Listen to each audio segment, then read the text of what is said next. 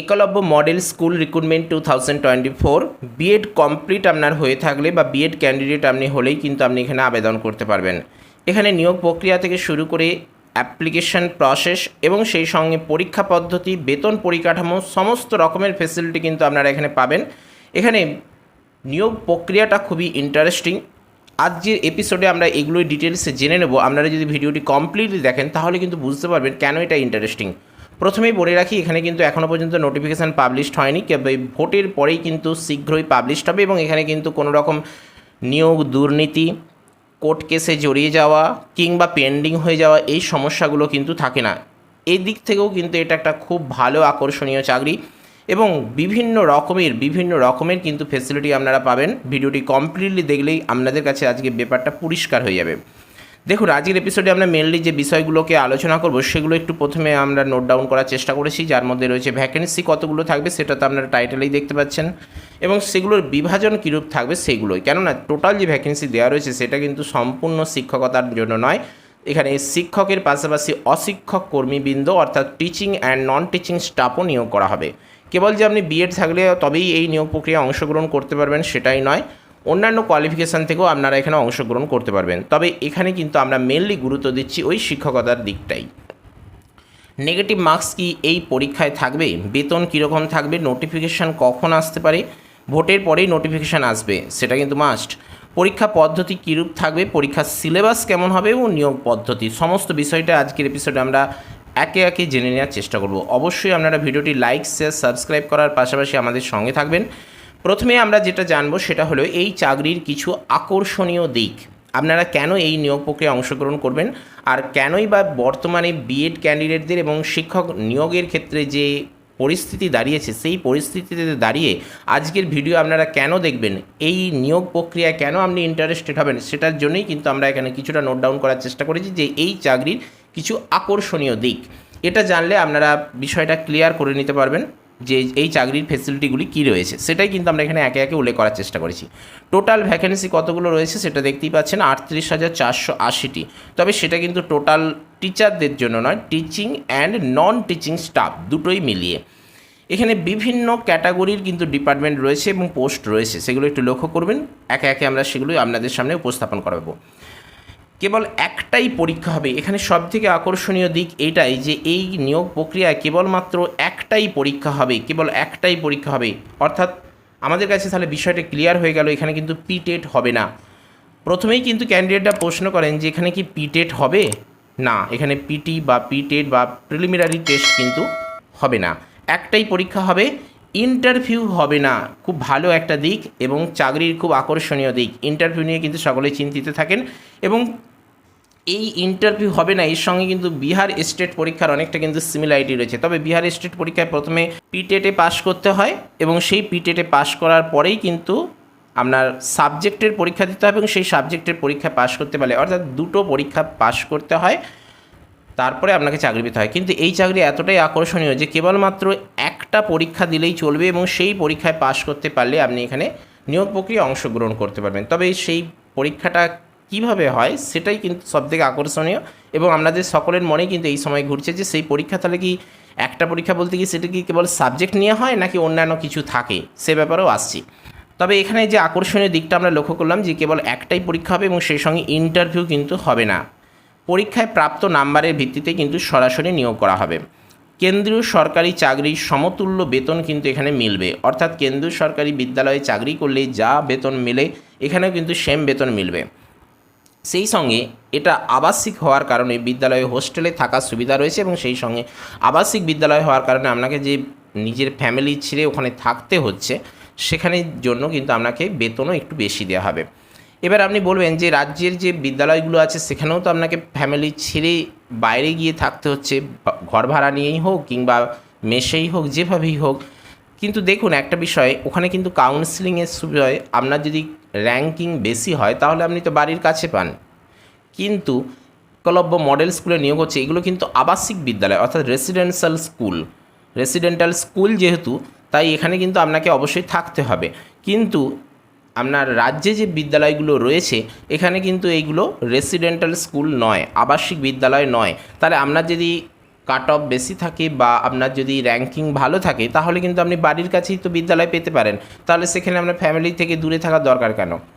বিষয়টা আশা করি ক্লিয়ার করতে পারছি। এই জায়গাটা হচ্ছে মেন কারণ। এখানে বিভিন্ন সুবিধা আছে, সবথেকে বেশি আকর্ষণীয় দিক হলো কেবল একটাই পরীক্ষা হবে, ইন্টারভিউ হবে না, পরীক্ষায় প্রাপ্ত নাম্বারের ভিত্তিতে সরাসরি নিয়োগ, কেন্দ্রীয় সরকারি চাকরির সমতুল্য বেতনটা খুবই ইন্টারেস্টিং এবং আবশ্যিক হওয়ার কারণে এখানে বিদ্যালয়ের হোস্টেলেও কিন্তু থাকার ব্যবস্থা আপনার থাকবে। পরীক্ষা পদ্ধতি দেখুন, পরীক্ষার ক্ষেত্রে সবথেকে গুরুত্বপূর্ণ বিষয় হলো ওএমআর শিটে পরীক্ষা হবে, অর্থাৎ অবজেক্টিভ টাইপের প্রশ্ন আসবে। আপনাকে কিন্তু ডেসক্রিপটিভ প্রশ্ন দিতে হবে না, আপনাকে অবজেক্টিভ টাইপ ওএমআর শিটে অফলাইনে পরীক্ষা হবে, অনলাইনে পরীক্ষা কিন্তু নয়। যেহেতু এটা কেন্দ্র সরকারের চাকরি এবং একলব্য মডেল স্কুলে নিয়োগ, স্বাভাবিকভাবেই প্রত্যেক ক্যান্ডিডেটের অনেক প্রশ্ন আসে যে এখানে পরীক্ষা কি আপনার কম্পিউটার বেসড টেস্ট বা সিবিটি টেস্ট হবে কিংবা আপনার অনলাইনে পরীক্ষা হবে, সেটা নয়। এখানে পরীক্ষা হবে ওএমআর শিটের মাধ্যমে অফলাইনে, কেমন? আর নেগেটিভ মার্কিং কিন্তু এখানে থাকছে, নেগেটিভ মার্কস থাকছে, খুবই ভালো দিক। কেননা নেগেটিভের কারণেই কিন্তু কাট অফটা যেমন কম আসে, তেমনি প্রিপারেশান নিলে তবেই কিন্তু এই নিয়োগ প্রক্রিয়ায় অংশগ্রহণ করতে পারা যায় এবং যারা প্রিপারেশান নেয় তাদের ক্ষেত্রে এটা খুবই কিন্তু আশাব্যঞ্জক।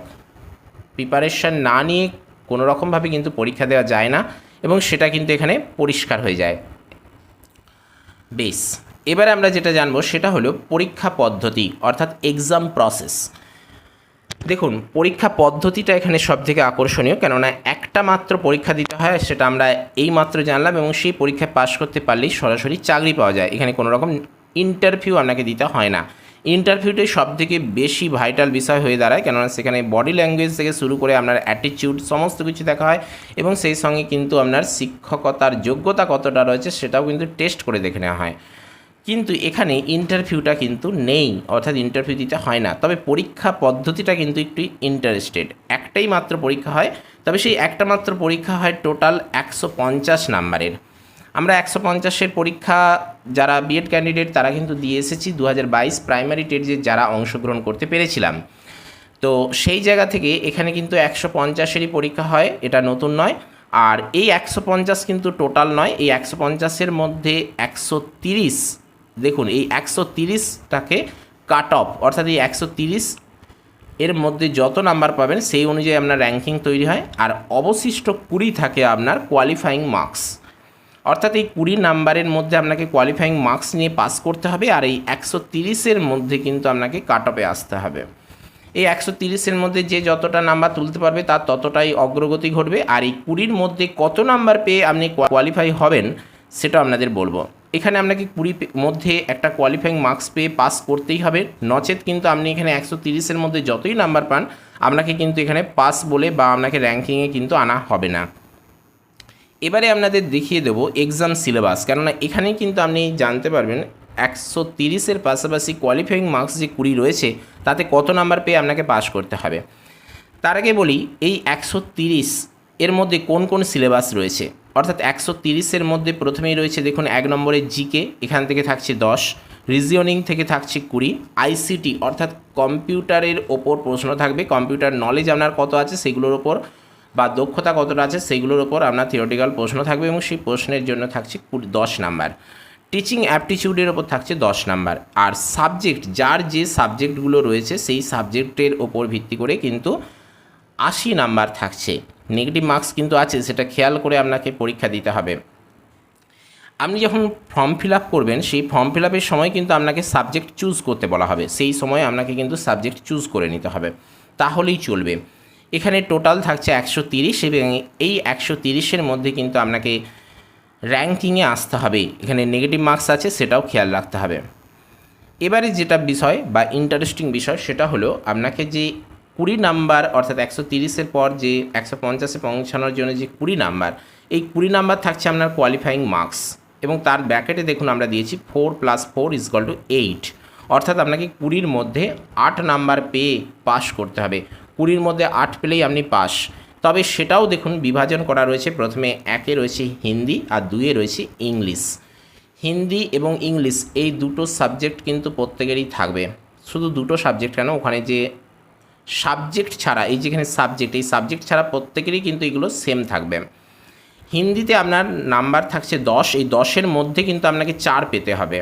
আপনি এখানে 20-র মধ্যে 8 ভজিয়ে দিলেন, এখানে 10-এর মধ্যে 2 পেলেন, আর এখানে ইংলিশের 6 পেয়ে গেলেন, সেটা কিন্তু হবে না।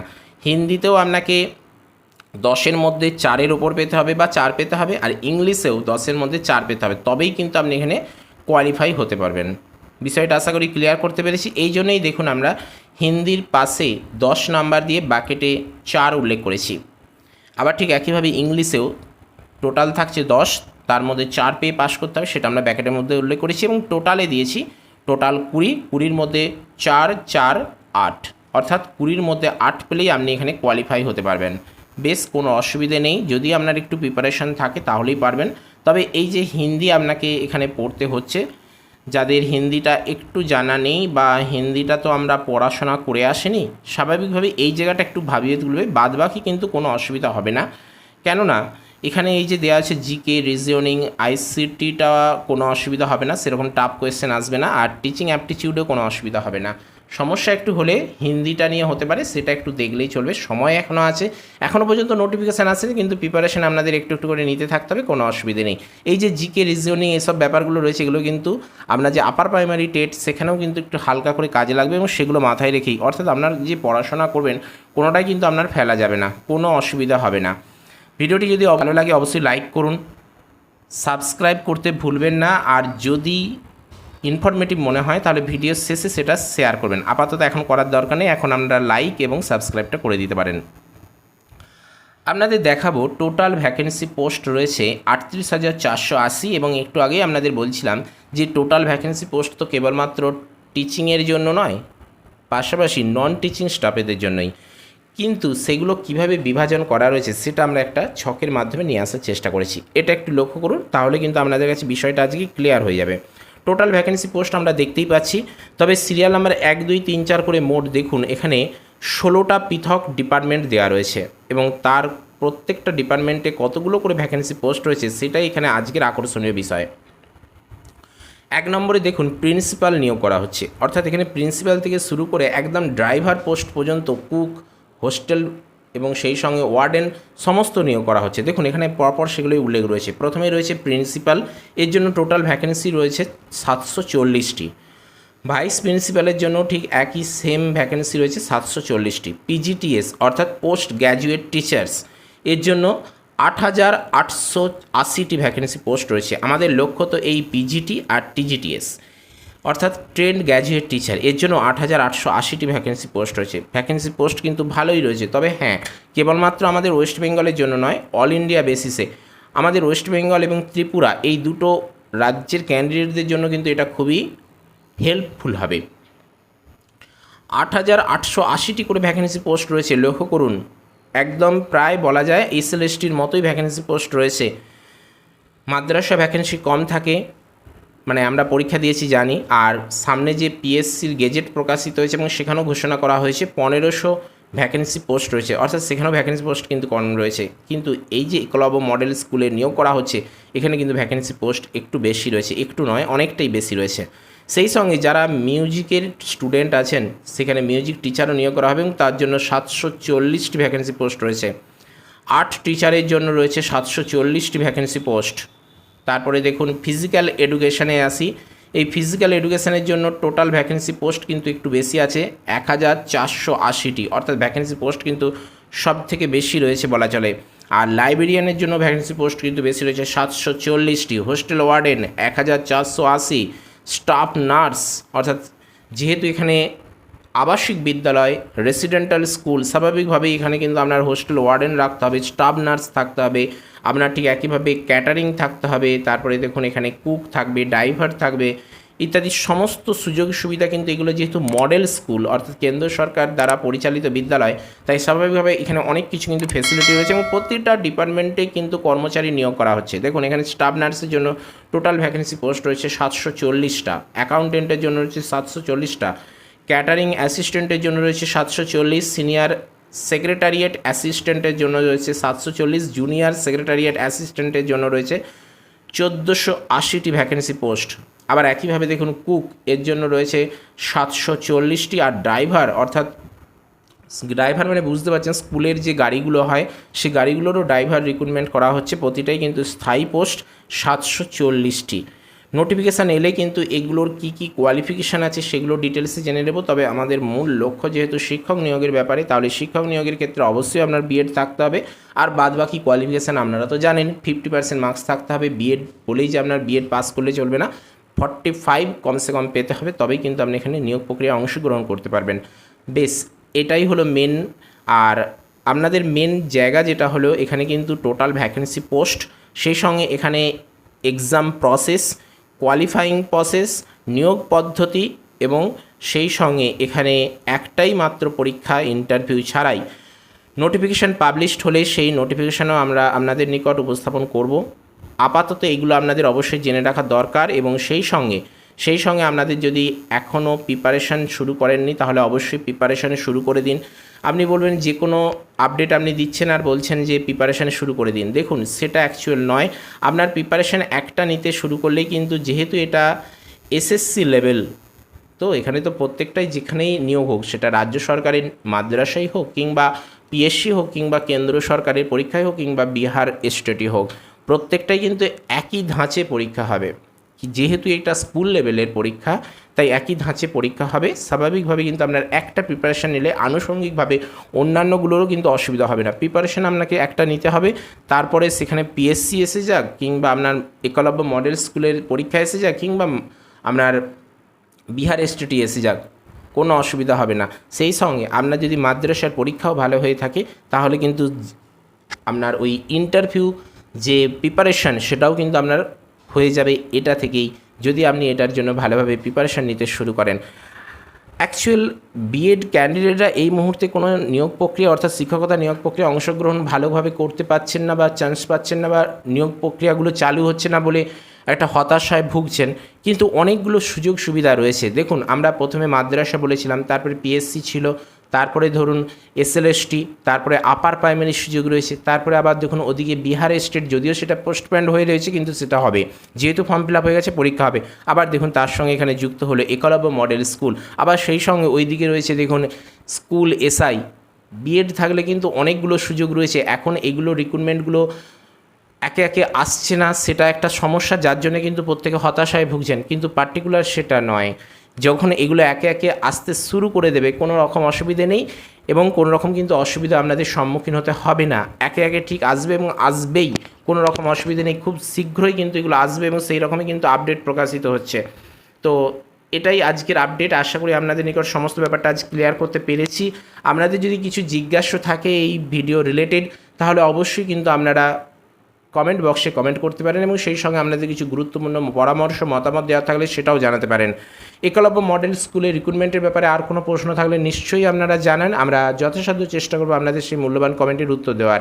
ভিডিওটি ভালো লেগে থাকে অবশ্যই লাইক করবেন, ইনফরমেটিভ মনে হলে প্রয়োজনদের সাথে অবশ্যই শেয়ার করবেন এবং চ্যানেলে নতুন এসে থাকলে কিংবা পুরনো ক্যান্ডিডেট এখনও পর্যন্ত সাবস্ক্রাইব করে না থাকলে অবশ্যই সাবস্ক্রাইব করে অল নোটিফিকেশানটি অন করবেন, কেননা আপনাদের উৎসাহই আমাদের এগিয়ে চলার একমাত্র পাথেয়। সেই সঙ্গে যদি আজকের এই যে পিডিএফটা আপনারা ডাউনলোড করে নিতে চান তাহলে ডিসক্রিপশান বক্সে দেওয়া লিঙ্কে ক্লিক করে সরাসরি টেলিগ্রাম গ্রুপে জয়েন হয়ে যেতে পারেন এবং সেখান থেকে অতি সহজে এটা আপনারা কিন্তু সংগ্রহ করে নিতে পারেন। তো চলুন আজ আপাতত এই পর্যন্তই। নমো টুডে, দেখা হচ্ছে পরের এপিসোডে। জয় হিন্দ, বন্দে মাতরম।